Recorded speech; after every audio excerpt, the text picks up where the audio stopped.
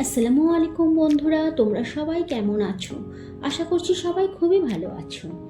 আজকে চিকেনের রেসিপি নিয়ে হাজির হলাম। এই রেসিপি ভালো লাগলে অবশ্যই আমার চ্যানেলকে সাবস্ক্রাইব করে পাশে থাকা বেল আইকনটি ক্লিক করে দেবে, তাহলে আমার নিয়মিত ভিডিও নোটিফিকেশন সবার আগে তোমাদের কাছে পৌঁছে যাবে। চিকেন ম্যারিনেট করার জন্য 1 চামচ নুন দিলাম, জিরে গুঁড়ো দিলাম 1 চামচ ভরে গোলমরিচ গুঁড়ো দিলাম, 200 গ্রাম দই দিলাম, আদা রসুন বাটা 2 চামচ দিলাম, একটা পাতিলেবুর রস পুরোটা দিয়ে দিলাম।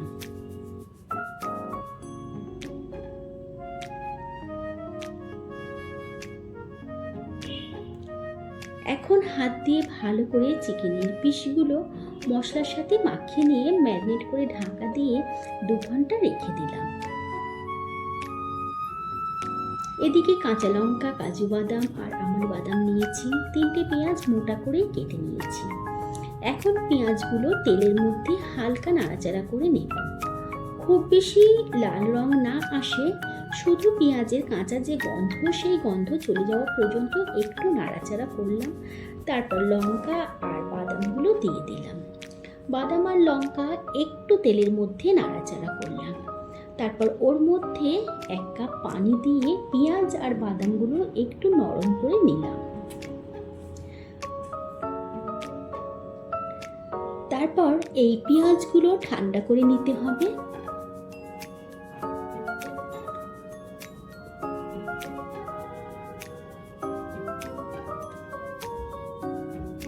দেখো পানি প্রায় শুকিয়ে গিয়েছে। এখন পেঁয়াজগুলো ঠান্ডা করে নিলাম। এবার মিক্সি জারের মধ্যে নিয়ে পেস্ট করে নেব।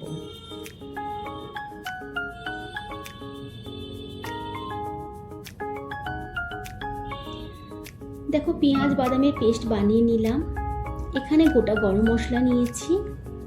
2 ঘন্টা পর ম্যারিনেট করা চিকেনগুলোর গা থেকে হাত দিয়ে দেখো মশলাগুলো সব আলাদা করে নিচ্ছি।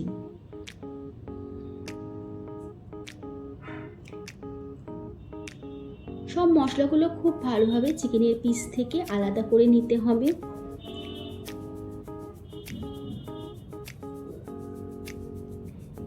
এবার চিকেনের পিসগুলো গরম তেলের মধ্যে খুব ভালো করে ভেজে নিতে হবে। চিকেনের পিসগুলো লাল লাল হওয়া পর্যন্ত ভালো করে ভেজে নেব।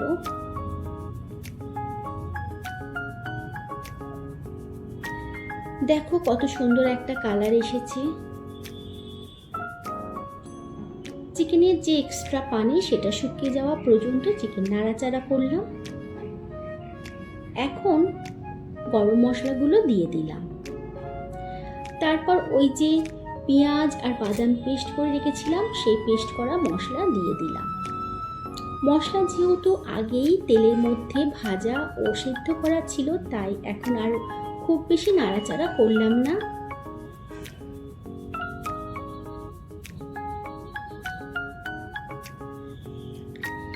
এইবার চিকেনের পিস থেকে আলাদা করা যে মশলাগুলো যে আলাদা করে রেখেছিলাম, সেই মশলাগুলো দিয়ে দিলাম। এখন এই মশলা ভালো করে কষিয়ে নিতে হবে।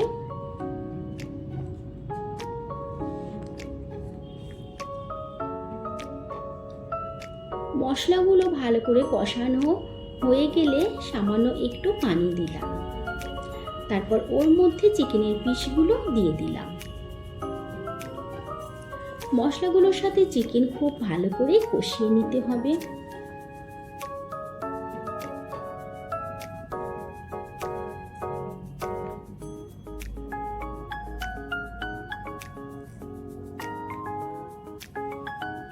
চিকেন খুব ভালোভাবে কষানো হয়ে গেলে গরম পানি দিয়ে ঢাকা দেব চিকেন সিদ্ধ হওয়ার জন্য।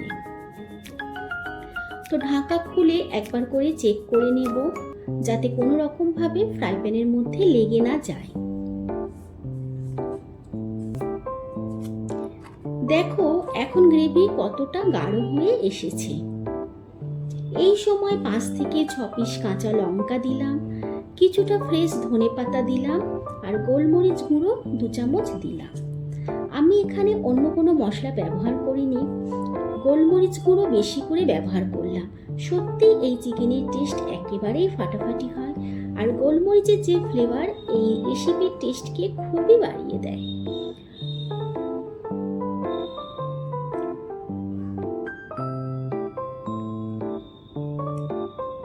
তো যে কোনো পরোটা রুটির সাথে এই চিকেনের রেসিপি খুবই ভালো লাগবে।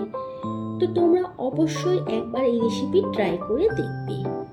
আর ভালো লাগলে তোমাদের মতামত অবশ্যই জানাবে, আর লাইক শেয়ার কমেন্ট করবে। আল্লাহ হাফিজ।